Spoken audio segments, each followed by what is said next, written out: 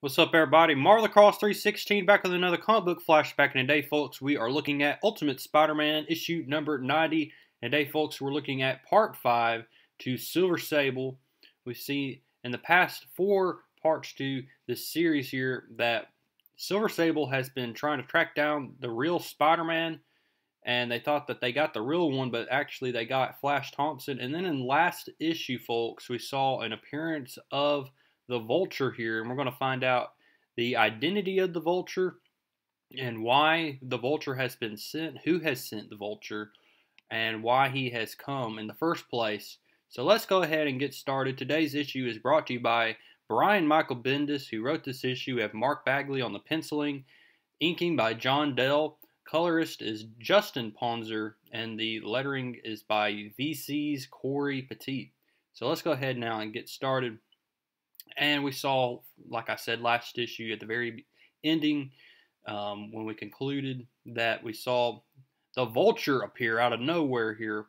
He made his first appearance last issue, and so Spider-Man has no idea who this guy is in this bird costume. And we saw that the Vulture has bombs, and he bombed Roxxon Corporation here. So it appears to be that the Vulture is after Mr. Roxxon, who Spider-Man webbed to a building. Now, we also are going to see S.H.I.E.L.D. is going to be involved in this issue, and we see that Nick Fury has sent S.H.I.E.L.D. agent Sharon Carter to investigate the scene here. She's going to go into incognito mode here as she becomes invisible due to her outfit here, and she's going to relay all the information that Nick Fury needs. We see that Tony Stark is with Nick Fury here, and he keeps asking Nick Fury, hey, can I suit up? But no, Nick Fury is testing Spider-Man to see exactly what Spider-Man can do here. I don't know exactly why he's being tested here. We are not told exactly why Nick Fury is testing Spider-Man. Maybe it's for Spider-Man to become a future agent of S.H.I.E.L.D. We don't know. But we see here that Spider-Man is going to thwart the Vulture here. Meanwhile, we see that Silver Sable is still after Spider-Man here, and she's also going to try to take down the Vulture. We see that S.H.I.E.L.D. is going to finally get a hold of Vulture's face here as it's put on the screen here. They're going to look him up, and we find out that the identity of the Vulture is none other than Blackie Drago. And that's very unique here, folks. I thought it would be Adrian Toomes, but no, we're actually, in this universe, it's Blackie Drago. So that's pretty unique here. So we see here that Spider-Man continues to fight the Vulture up in the air here.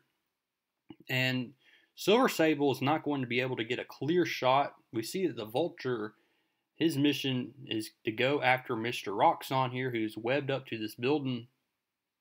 And he's about to, feel the claws and the wrath of the Vulture here. And Mr. Roxxon has no idea why the Vulture is trying to attack him. When finally, we see that as Spider-Man and the Vulture are fighting, the Vulture is going to not be able to get his hands on Mr. Roxxon.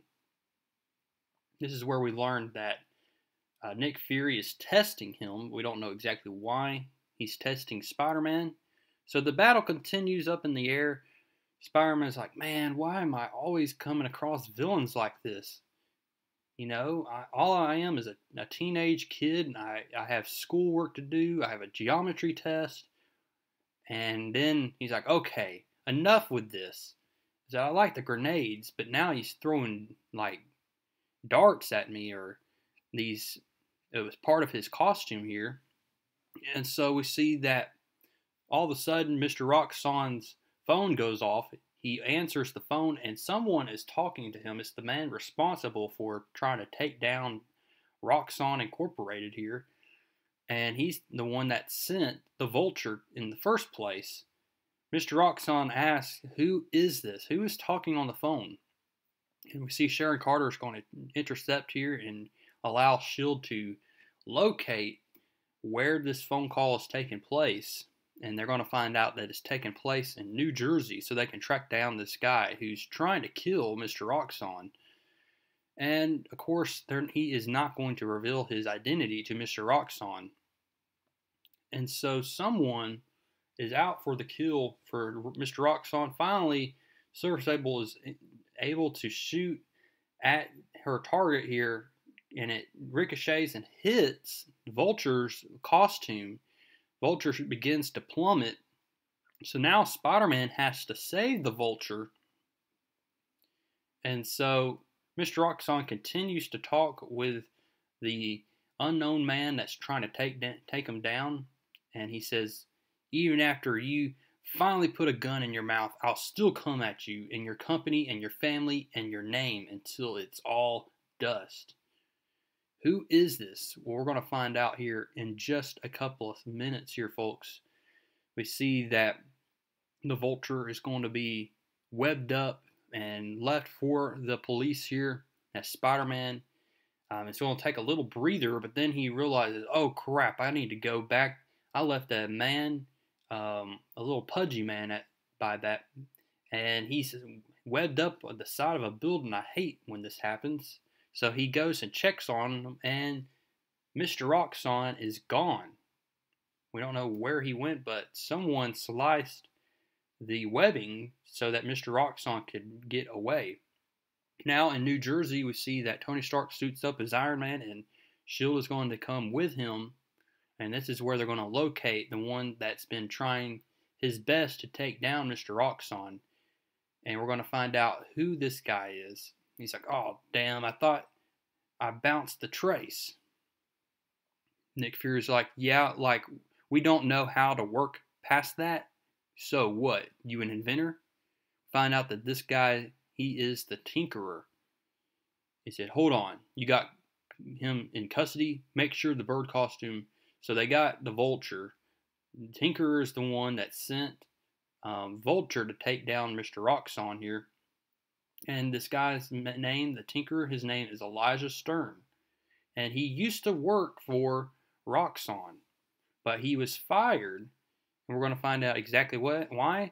It's because he invented this vibranium. He found out that he could use vibranium as a power source, an unlimited power source. But then Roxxon sent him in the prospects, and they shut down his department. And he downsized him, and then he fired him.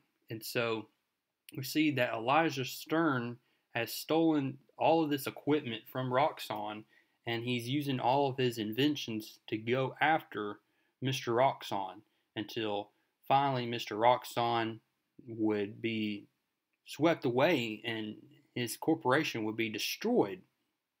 But thank goodness that S.H.I.E.L.D. and Iron Man were able to thwart Mr. Elijah Stern here. So we see that Nick Fury is going to give him an ultimatum here. He can work for S.H.I.E.L.D. and get all the help he needs to get a shrink involved, or Nick Fury is going to put a bullet in his head. And so Elijah Stern goes with the first option, and he's going to agree to work for Nick Fury. And so the next day, Mr. Roxxon is getting into his limo. Everybody's trying to figure out, all the paparazzi, all the cameras asking him questions. He gets in his limo, and this is where he's going to meet Silver Sable. And she asks, do you have the money? He says, yeah, okay, I have your money. And she threatens Roxxon by saying, if her name appears in his mouth at any point, then he is going to be a dead man. And he said, all right. So later on that day, we see Peter Parker is watching this Spider-Man TV show. And, of course, Flash Thompson is the star of the TV show here. This is not the real Flash Thompson, but an actor. And Kitty Pryde is there to watch the show with him, but all of the X-Men are laughing at the show. And the next day at school, we see that Flash Thompson is now the big hot shot. He's popular now with all the ladies, and Peter Parker has to deal with that. But That's how we end this issue, folks. Coming up next, Spider-Man is going to meet Deadpool. That's right, Spider-Man meets Deadpool.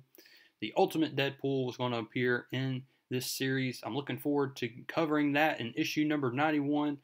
But before then, go ahead now and drop a like on this video. Comment down below what you liked about this issue and subscribe if you have not. And I will see y'all in the next one.